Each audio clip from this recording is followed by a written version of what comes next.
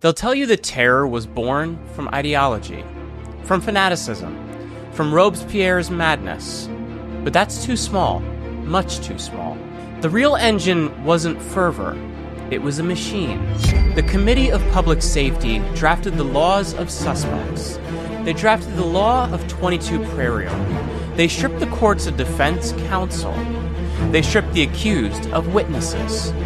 Suspicion became evidence. Position became guilt.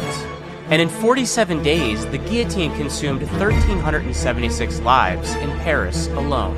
They didn't just ignite the revolution, they built the conveyor belt that fed it. And by the end of this video, you'll understand the mechanism that makes revolutions eventually devour the people who built them.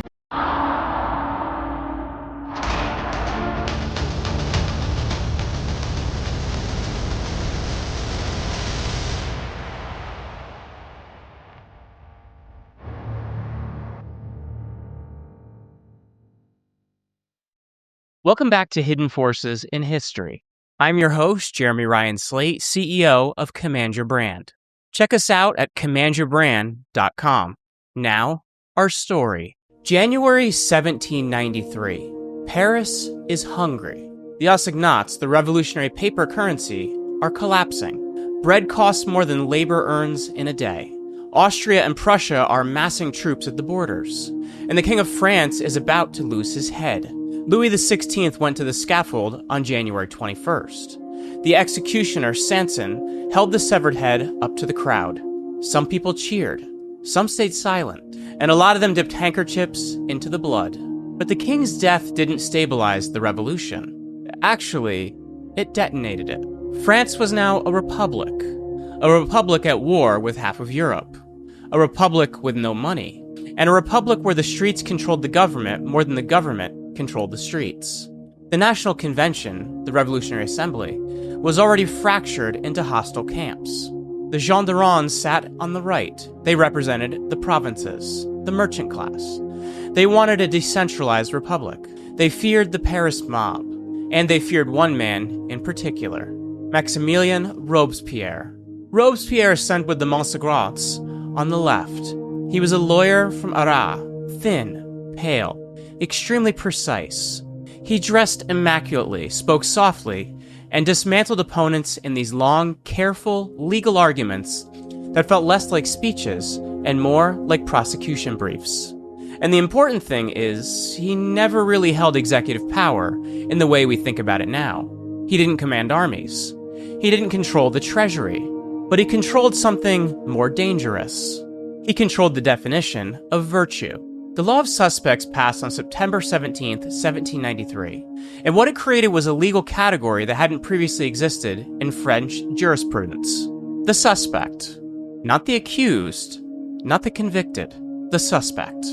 A suspect was anyone who, quote, by their conduct, their relations, their words, or their writings, showed themselves to be partisans of tyranny or federalism or enemies of liberty. Read that carefully. Conduct, relation, words, and writings. 4 categories, all vague enough to include almost anyone. Conduct, what you did. Relations, who you knew. Words, what you said. Writings, what you published. You didn't need to commit a crime. You didn't need to organize a conspiracy.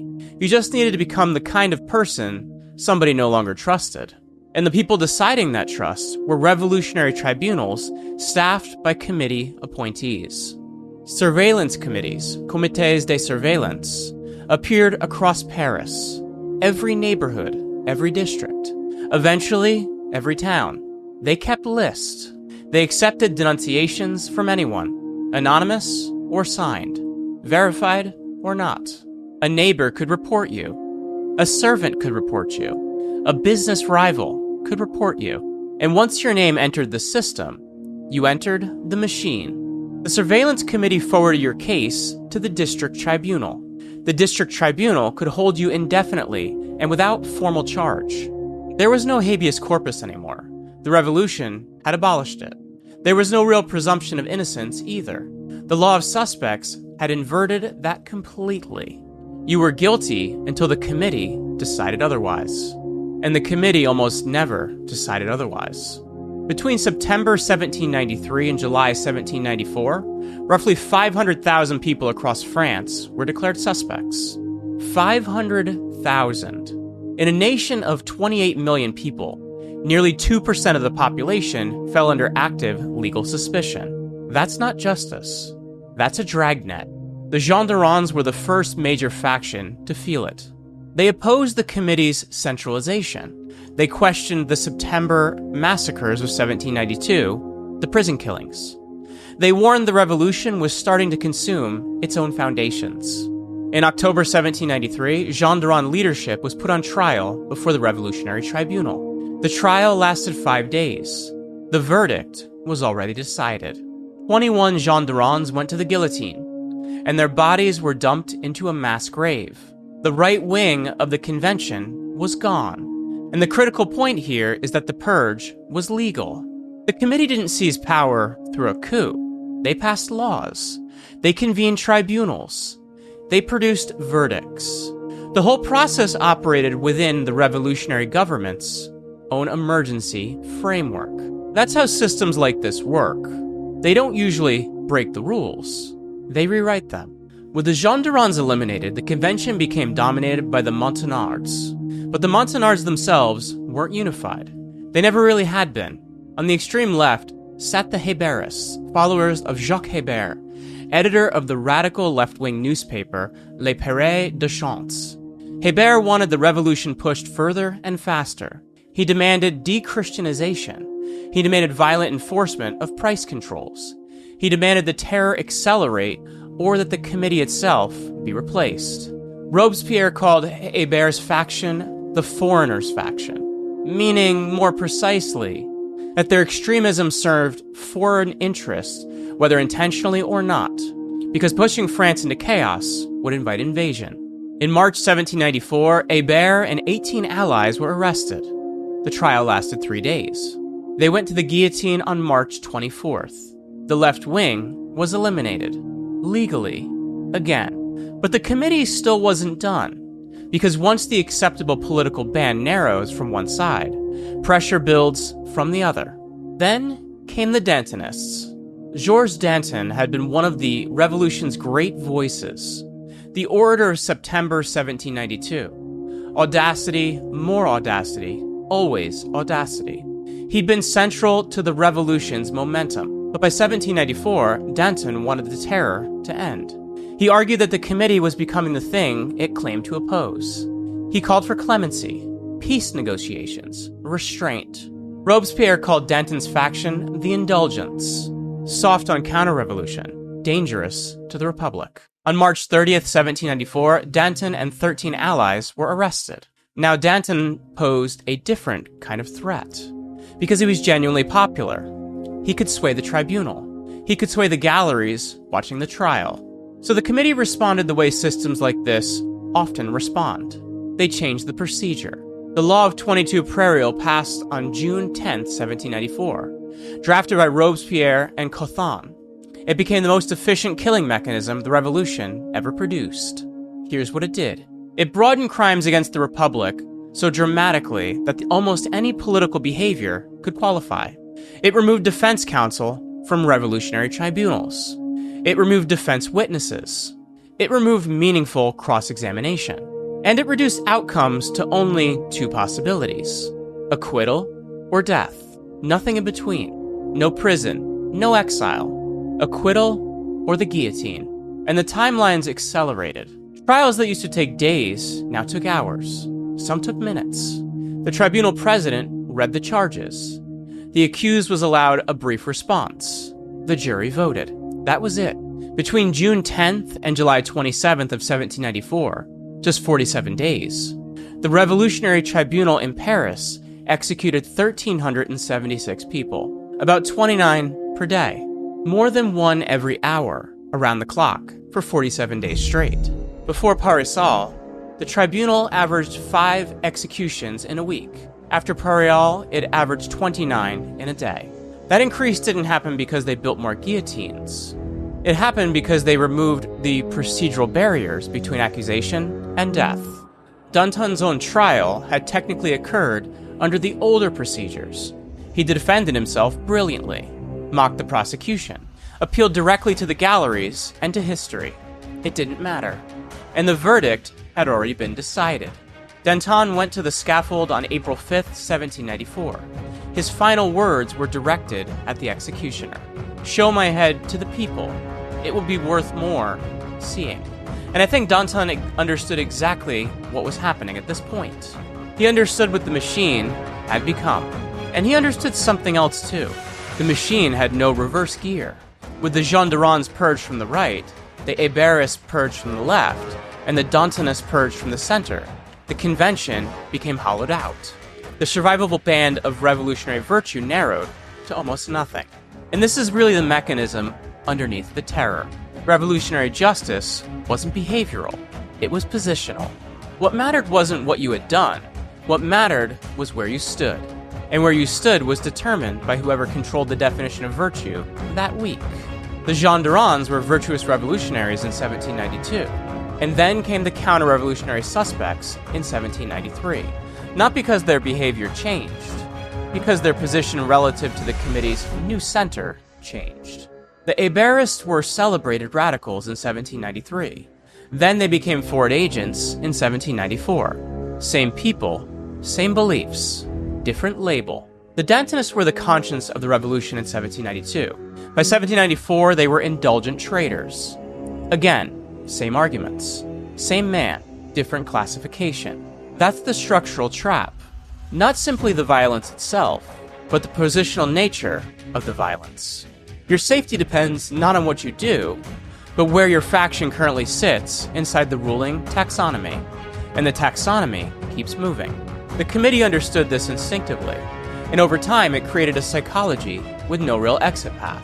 Take Robespierre.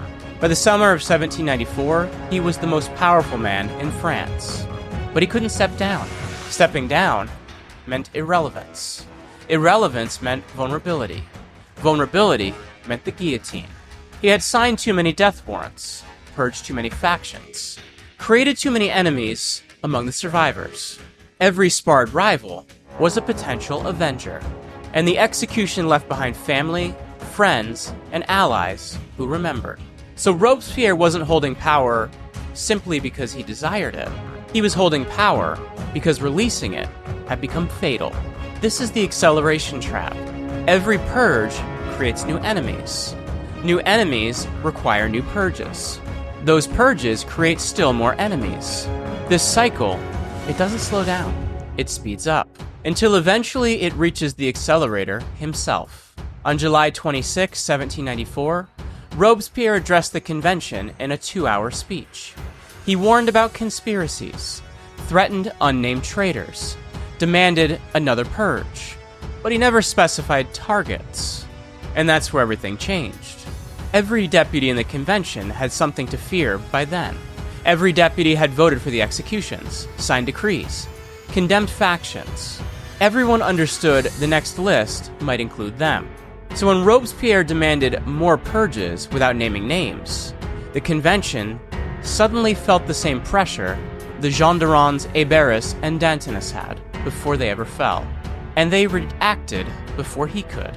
July 27th, 9 Thermidor, Saint-Just was speaking at the rostrum when the convention erupted. Shouts of tyrant and dictator filled the chamber. Robespierre tried to answer. Nobody let him speak. At one point, someone shouted, "The blood of Danton chokes him." Robespierre was arrested, released later that night by the Paris Commune. He fled to the Hôtel de Ville. The convention declared him an outlaw. At 2 a.m., convention troops stormed the building. Robespierre was discovered with a shattered jaw. Whether the gunshot was self-inflicted or fired by a guardsman is still debated. The next day, he was carried to the scaffold. The executioner tore the bandage from his face. Robespierre screamed. Then the blade fell. The machine had consumed its architect. And the terror ended not because the convention suddenly opposed it. It ended because they feared it. They didn't develop a conscience. They developed survival instincts.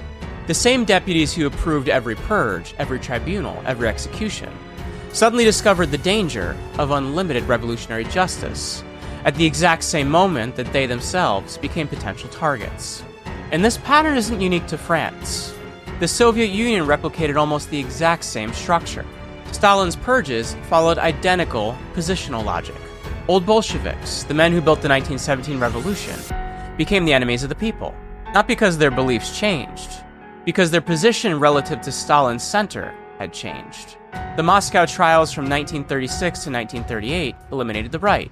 The military purge of 1937 removed rivals inside the armed forces. Then the purge of the NKVD eliminated parts of the left and the apparatus carrying out the purges. The band narrowed. The accelerator couldn't stop. And Stalin, much like Robespierre, held power because releasing it meant death. Same playbook, different century. Mao's Cultural Revolution followed the same structure. The Red Guards purged the rightists. Then the Red Guards themselves were purged. Then the people doing the purging became the targets. The definition of counter-revolutionary shifted constantly. Safety was provisional, and the position kept moving. The Khmer Rouge pushed the same pattern even further. Year zero. Eliminate the previous social order. Then eliminate the eliminators themselves. Even Tul Alang's prison eventually processed members of its own staff. The band narrowed until the machine began consuming the operators directly. And every time you feel the same architecture emerge, laws where suspicion becomes sufficient. Tribunals stripped of procedural protections. Purges moving in alternating directions. A narrowing band of acceptable political position. An accelerator who cannot stop without becoming vulnerable himself. And eventually a final convergence where the operators of the system become its next victims. Same playbook, different century. Same machine. So here's the uncomfortable question. Is the machine running now? Not a guillotine. Not revolutionary tribunals in 18th century sense. But structurally. Some of the same ingredients. Laws that increasingly criminalize position rather than behavior. Surveillance systems that create suspect categories. Administrative, corporate, or social tribunals operating without meaningful procedural protections. Professional purges, financial purges, reputational purges. The narrowing band of acceptable opinion. And accelerators who can't stop because stopping means becoming the next targets themselves. The mechanism doesn't require a Robespierre. It requires a system where safety becomes positional, where a small committee defines virtue, where suspicion itself functions as evidence, where meaningful defense disappears, and where the operators of the system can no longer safely exit it. That's the mechanism. It's not fundamentally about ideology. It's about architecture. The ideology changes. The structure survives. Same playbook, different century. Almost every major architect of terror eventually died by it. Robespierre, Saint-Just, Pétion, Hébert, Danton, Desmoulins, Fouquier-Tinville, the chief prosecutor of the Revolutionary Tribunal, all ended up facing the same machinery they'd helped to construct. Marat was assassinated before the machine could reach him. Pelot d'Herbois was deported to Guyana after Thermidor and died of yellow fever. Billaud Varennes died in exile. The one major figure who died intact was Joseph Fouché, and Fouché survived because he had no fixed principles and therefore no fixed position. He moved with every political wind. He voted for the king's execution, oversaw the Lyon massacre, helped overthrow Robespierre, served Napoleon, served the Bourbon Restoration, then eventually died peacefully in bed. The machine couldn't consume Fouché because Fouché never stood still long enough to remain inside the narrowing band. Everyone else? The system they built turned out to be efficient at exactly one thing: killing the people who built it. The Reign of Terror lasted 18 months, from January 1793 to July 1794. 18 months from the execution of the king to the execution of the men who executed him. And in that short window, the revolution devoured itself. Not because of foreign invasion, not because of counter-revolutionary conspiracies, not because its enemies were overwhelmingly strong, but because its own defenders constructed an apparatus that consumed defenders faster than enemies. They built a machine that turned suspicion into guilt. They built a machine that stripped away procedural protections. They built a machine that narrowed the survivable political position until most and nobody could safely remain inside it. They built a machine that couldn't stop because stopping meant death. And then the machine did what machines do. It ran. The French Revolution didn't collapse because its enemies were too powerful. It collapsed because its defenders built something that eventually devoured them first. And this isn't just an 18th century story. It's a reoccurring pattern. And once you can recognize the architecture, you can usually see it coming. This has been Hidden Forces in History.